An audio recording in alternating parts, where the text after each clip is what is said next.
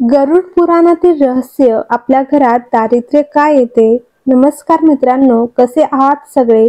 आज आपण एका महत्त्वाच्या विषयावर बोलणार आहोत, जो आपल्यापैकी प्रत्येकाच्या जीवनाशी जोडलेला आहे.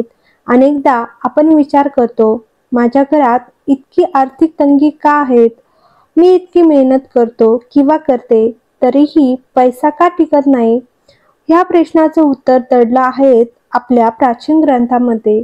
आज आपण गरुड पुराणाच्या आधारे जाणून घेणार आहोत, आपल्या घरात दारिद्र्य येण्याची प्रमुख कारणं कोणती आहेत. ही कारणं समजून घेऊन आपण आपल्या जीवनात सकारात्मक बदल घडवू शकतो. तर गरुड पुराणानुसार काही सवयी आणि गोष्टी आपल्या घरात नकारात्मक ऊर्जा निर्माण करतात आणि लक्ष्मीला दूर ठेवतात. चला तर मग जाणून घेऊया त्या गोष्टी कोणत्या आहेत. तर पहिली आणि सर्वात महत्त्वाची गोष्ट म्हणजे अस्वच्छता.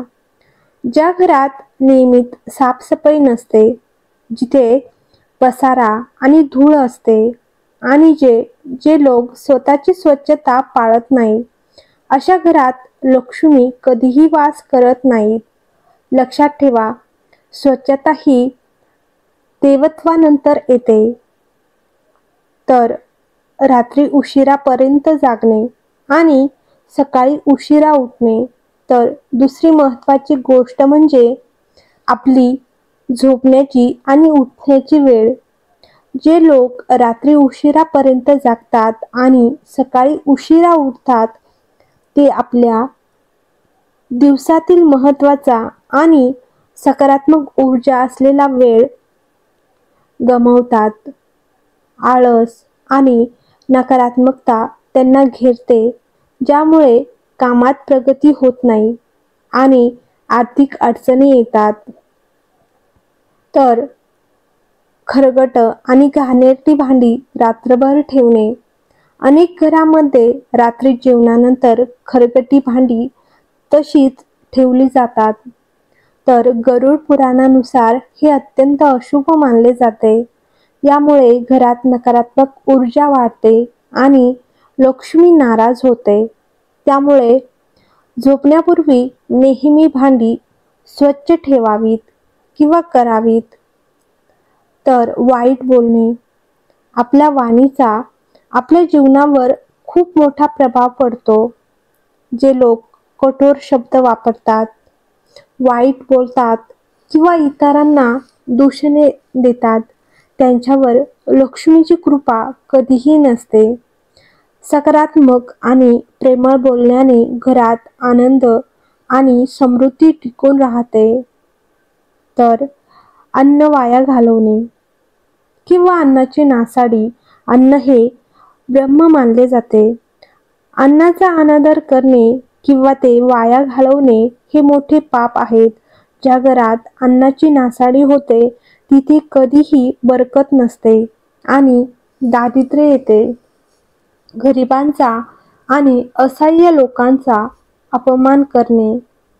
तर जे लोक गरीब आणि असहाय्य लोकांचा अपमान करतात, त्यांची मदत करत नाहीत, त्यांना भविष्यात आर्थिक अडचणींचा सामना करावा लागतो. तर दुसऱ्यांबद्दल सहानुभूती आणि मदतीची भावना ठेवल्यास घरात सकारात्मक ऊर्जा टिकून राहते. स्त्रिया आणि वडीलधाऱ्यांचा अनादर करणे. आपल्या संस्कृतीत स्त्रिया आणि वडीलधाऱ्यांचा आदर करणे महत्त्वाचे मानले जाते. ज्या घरात त्यांचा अपमान होतो, तिथे नकारात्मकता येते आणि कुटुंबात अशांती निर्माण होते, ज्यामुळे आर्थिक प्रगती थांबते. तर वेळेवर न जेवणे. अनियमित जेवणाच्या वेळा आणि रात्री उशिरा जेवण करणे हे केवळ आरोग्यासाठीच नाही, तर आर्थिकदृष्ट्याही हानिकारक आहेत. यामुळे नकारात्मकता वाढते. तर सूर्यास्ताच्या वेळी झोपणे. तर सूर्यास्ताची वेळ ही सकारात्मक ऊर्जाची असते. यावेळी झोपल्याने घरात नकारात्मक ऊर्जा प्रवेश करते आणि लक्ष्मी नाराज होते. दात स्वच्छ न करणे.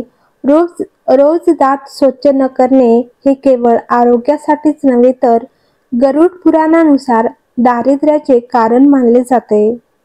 तर सकारात्मक आणि आनंदी कुटुंबाचे दृश्य. मित्रांनो, गरुड पुराणातील ह्या गोष्टी केवळ अंधश्रद्धा नाहीत, तर त्या आपल्या जीवनातील शिस्त आणि सकारात्मक दृष्टिकोन दर्शवतात. जर आपण ह्या सवयी बदलल्या तर नक्कीच आपल्या घरात सकारात्मक ऊर्जा आणि समृद्धी नांदेल. तुम्हाला हा व्हिडिओ कसा वाटला हे कमेंटमध्ये नक्की सांगा. आणि जर तुम्हाला ही माहितीपूर्ण वाटली असेल तर लाईक आणि शेअर करायला विसरू नका. अशाच माहितीपूर्ण व्हिडिओसाठी चॅनलला नक्की सबस्क्राईब करा. धन्यवाद.